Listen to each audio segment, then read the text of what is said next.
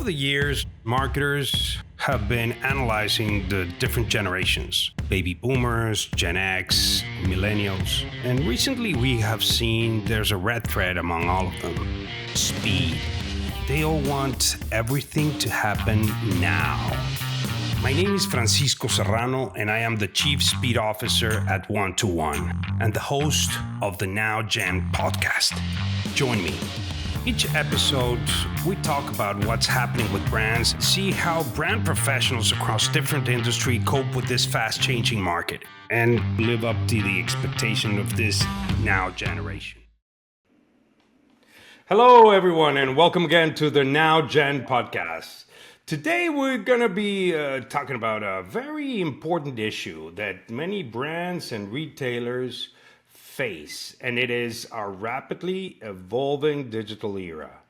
Yeah, the challenge of seamlessly integrating media, creativity, and operations to effectively connect with consumers. And we know that they want personalized attraction and attention. So that is a challenge for brands out there. But guess what? We have a very interesting guest today, Michelle Weiskittel, and she's the head of communication and strategy at Albertsons Media Collective. She will tell us her experience and what is she doing to overcome this challenge. Hi, Michelle. Thank you for joining us today. Thank you for having me. So I lead up our media, creative, and operations within Albertsons and Company's retail media network. Perfect. Go Yeah. ahead.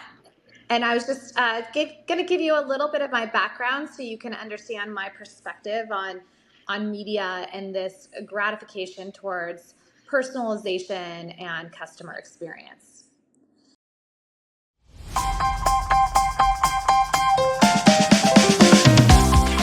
Perfect.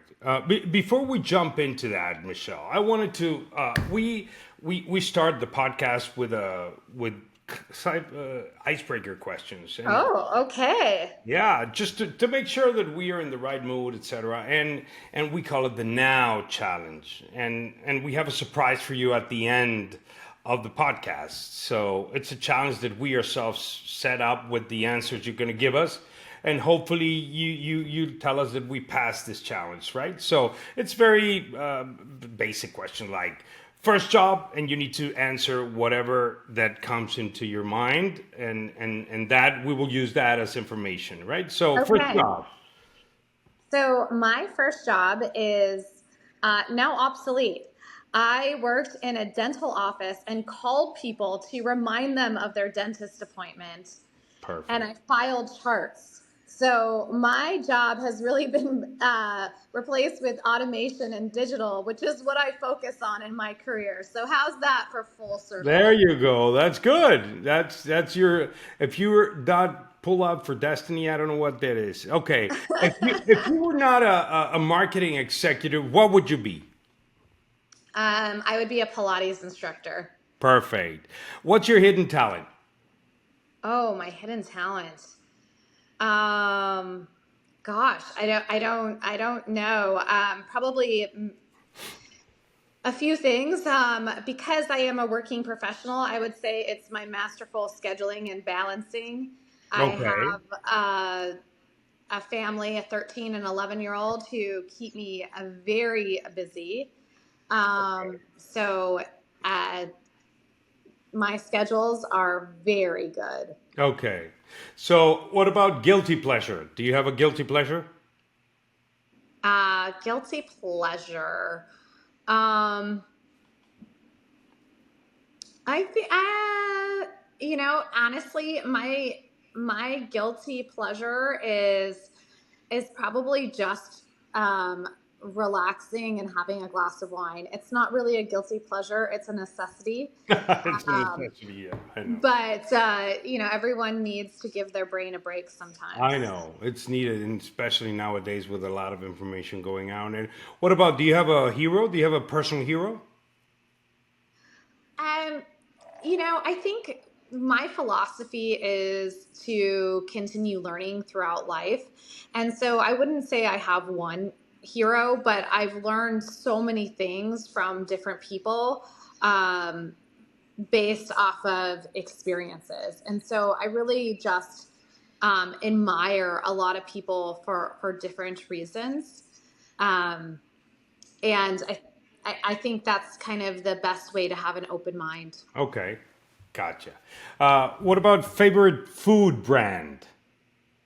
Oh, well, I can't choose a favorite food brand. Okay, then. I work for a grocery Okay, store. I okay, love all of my brands. And okay. Let me change that. Favorite sneaker. Sneaker is would that work or no? oh, sure. I'm an old school and I do love my Chucks, my Converse. Okay, perfect. Thank you. That's enough. Thank you for doing that. We will come back to this at the end of the podcast.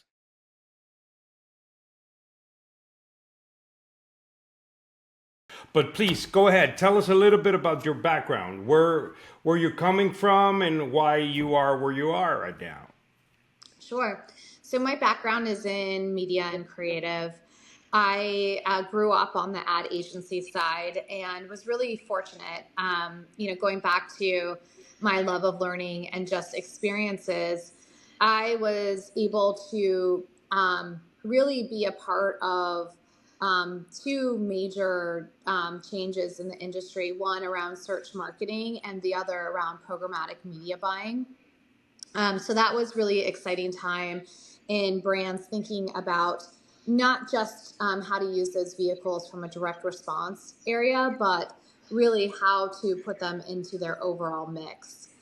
And then, I did work at agencies for quite a while, but really wanted to dive deep into a brand and really focus in on retail in general. So I was lucky enough to join what was then Safeway, and then see that through the acquisition of Albertsons and Companies and focus in on the grocery retail space, which is really interesting and dynamic if you think about how important food is to people's lives and how much we see our customers either digitally or in the store.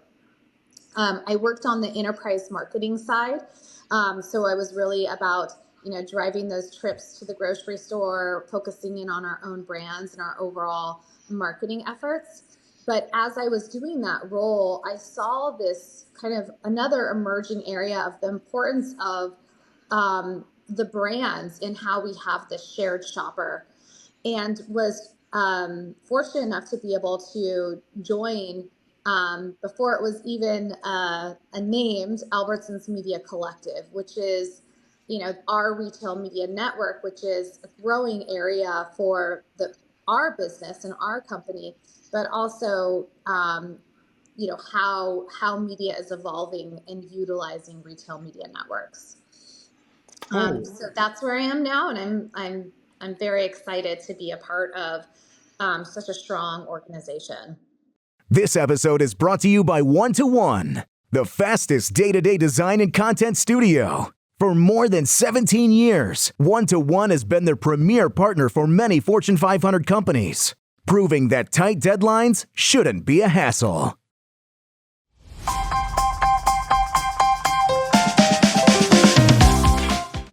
and tell me what is exactly your role there, and what is your responsibility? Sure. So I lead our media creative and operations team for Albertsons Media Collective. So, we really are honed in on finding media solutions for that create a good shopper experience. At the end of the day, we put our shoppers at the center, but we do have that shared shopper with a lot of our endemic or CPG brands where we will build these media solutions. We know that we can understand behaviors and close the loop. And so my job is to build those media solutions on those learnings for our core CPGs, but also thinking about agencies. So going back to my roots, and also, non-endemic brands, people who don't sell things in our store, but may really have affinity for our shoppers and the behaviors they demonstrate. Okay, interesting. It has a very broad spectrum. You go from one side to another, and you need to have like that's why your career helps you with a different perspective, and every time you approach any issue. And retail media has grown significantly in recent years. What do you think are the factors to this growth? How does the execution speed play a role in this growth? Do you see it? Sure. I mean, I think, the growth in retail media network is, at the core, it is the ability to really focus on engaging, uh, customers or shoppers, right, through targeting and being able to close that loop in a privacy safe way. So, that's really the core of the growth, is that we really have an ability to be full funnel, especially as shopping behaviors are changing, and the importance of really telling your story to shoppers in a unique and engaging way. So, that area of retail media is driving growth, but I also think that it has a lot to do in the environment we are in, and you can really think about omni-channel in a unique way of in-store, social, websites, and really reach customers where they are. Yeah, and that gives you and how do you make this holistic approach of integrating media, creative and operations to deliver cohesive and a clear marketing message across all the different channels? Um, I can't say this enough. I think it really is about putting the shopper, the consumer, at the center. So, one of the things that sometimes happens early on as a retail media network is, um, this, do the parent company really wanting to know, hey, are you valuing consumer experience? And we value consumer experience in the right way, because we know that in creating a good consumer experience and thinking about the shopper, we will then drive that brand level sales. And so we are really working under this common goal of engaging our customers and focusing on consumer experience. Gotcha. Is it possible for you to tell us, just in order to make it a more down to earth kind of, situation in which you have experienced a successful campaign or launching utilizing these methods either Sure. here or somewhere else? Yeah. So one of the things that we focus on is, to make that more tangible, think about it as a very simple framework Uh-huh. of business outcomes. So, going back to the marketing funnel that we all love, you have certain things that are for awareness, consideration, purchase, and retention. Now, because we understand and have, access to our shopper behaviors through our loyalty program in a consented way that is privacy safe, we can really map those shoppers to behaviors. So if you are losing category share, we are able to find your lapsed shoppers and then close that loop with measurement. And so that's really what we focus on. When I say media solutions, it's really mapping to business outcomes that are needed, and then being able to measure the impact of that. Okay. And have you ever done a campaign that you remember that has this attributes, like, in Halloween, or maybe it was a season or something that Yes. to a particular brand? So we do a lot of what we call shopper event programs. And that's really, again, based off of moments that are important to our shoppers. But we know that there's a great place for the brands to tell the story. Um, you know, grocery in general is at the center of a lot of moments. So Halloween, holidays, fall football, um, back to school, food is critical in those moments. And we really bring together what we call shopper events that take place in an omni-channel way in our stores, in our owned and operated digital properties, but also that creation of content and media in other channels like social or display or CTV.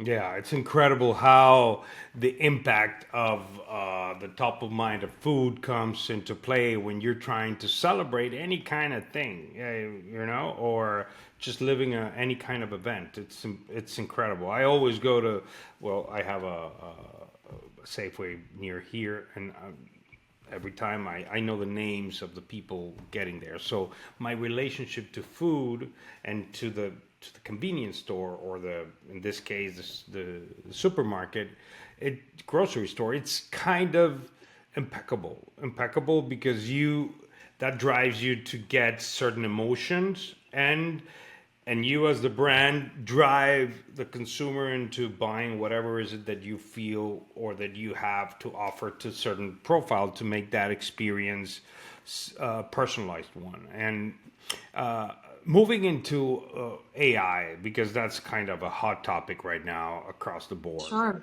right? What role does AI play in shaping your media strategies? I mean, because people sometimes think that AI, you just put the image and then boom, and it's out there, and you just launch it.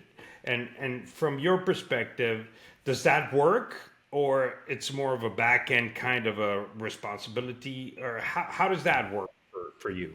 Sure. So we are focused on AI solutions for media and creative. And for us, we have two goals in mind. One around productivity, Uh huh. and the other is around performance. At launch of our AI solutions, we are really doubling down on some of the productivity and automation. And the reason why is, our CPGs really come to us with those business problems. And we want to be able to respond quickly. And that need to have a sped up process from a time to market is really where automation and the learning around some of the automation and QA processes come into play. So we're really focused there because I do want to be able to service our CPGs, and I want to be able to give them the opportunity to still focus on creativity, but to make it easier to enable that creativity in the workflow. And from a media perspective, um, again, we want to focus on the outcomes, and we want to be able to leverage the scale that we have as a retail media network and be able to drive the performance through automating some of the tasks and some of the data analysis. Oh, great. And what is the one of the challenges that you face right now, especially regarding speeding up the go-to-market process, and how to overcome that? Everyone always wants it faster. Oh, yeah, I know, I I know. mean, if I'm being honest. Um, but I mean, I think that's the thing is that, the the expectations are really to be able to solve those business problems in near real time. So, we have to focus on, where we can automate, when it makes sense to automate, and how the generative process or learning process plays into that.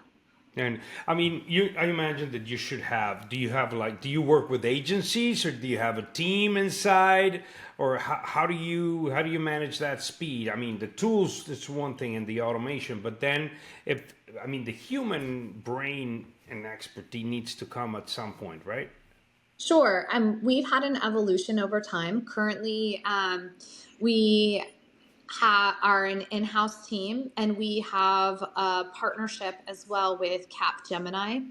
Capgemini expands our ability to service our clients in really almost a 24-hour capability with time zones.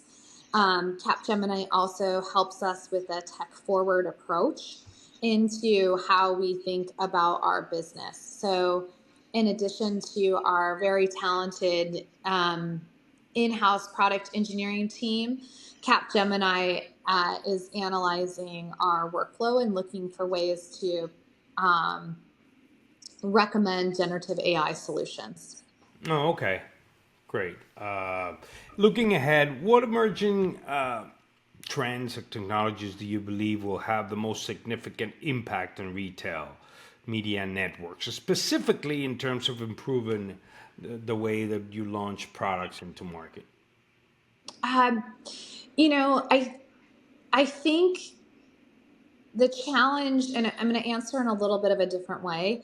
I think the challenge is, giving people choices in the way that they want to buy and then managing that complexity. And so I think that's really the emergence that we're seeing. When retail media networks started, they really were heavily focused on managed service model. So really that end-to-end management. And as we see the evolution of retail media networks, you're starting to see the need for other ways of working, whether that be self-service or more of a hybrid model, where it's a combination of some managed service elements and some self-service elements. And so for me and in my role, certainly the technology is there to help enable, but it is to manage that complexity and to make sure that my team and I are providing value in the right spots.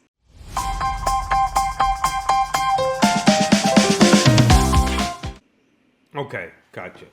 Okay, so we're getting closer to the end of this podcast.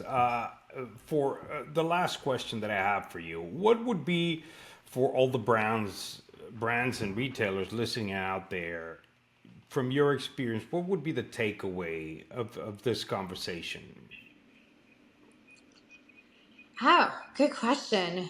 I think the takeaway of this conversation is that retail media is an important driver to really focus on outcomes, and there is a blurred line now in what outcomes mean, and it's not this sort of only focus on direct response or shopper marketing.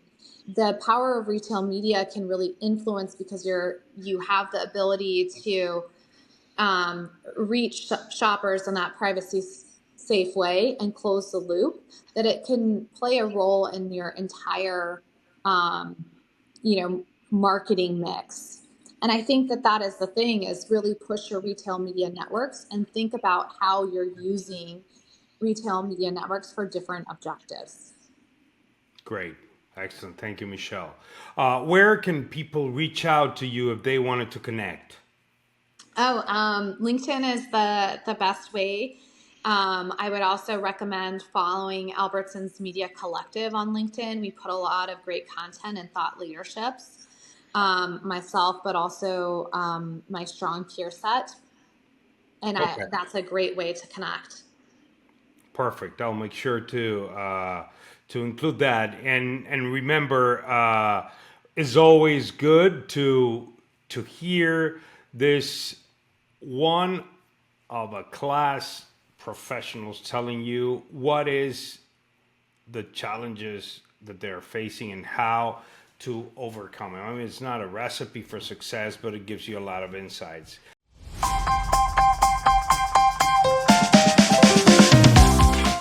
Okay, so now we're going to go to the Now Challenge. This is the final section in which, remember that we ask a couple of icebreaker questions. Well, the one-to-one design team with AI created a key visual of whatever information you provided, and hopefully the challenge is that if you liked it, right? And so the team is gonna share the key visual. There you go. Oh, look at my chucks. So that's kind of it should reflect, your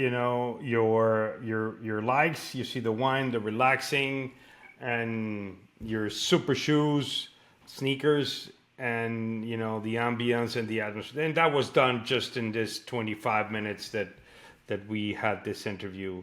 So did we pass or no? Yes, you did pass. I love it. Thank you. Okay. We will send this to you as a thank you, and so you can remember the podcast. And of course, we will contact you and your team to do all the connectivity and the forecasting. I mean, not forecasting, the displaying of the show, etc. So thank you very much. Thank you for listening to the NowGen podcast. As you know, we have guests that tell you what's going on with the instant gratification challenges and how to overcome them and to jump into this. And today we had Michelle Weiskittel. She is the head of communication strategy of Albertsons Media Creative. Thank you very much, and stay tuned for the next episode. Thank you, Michelle. Thank you.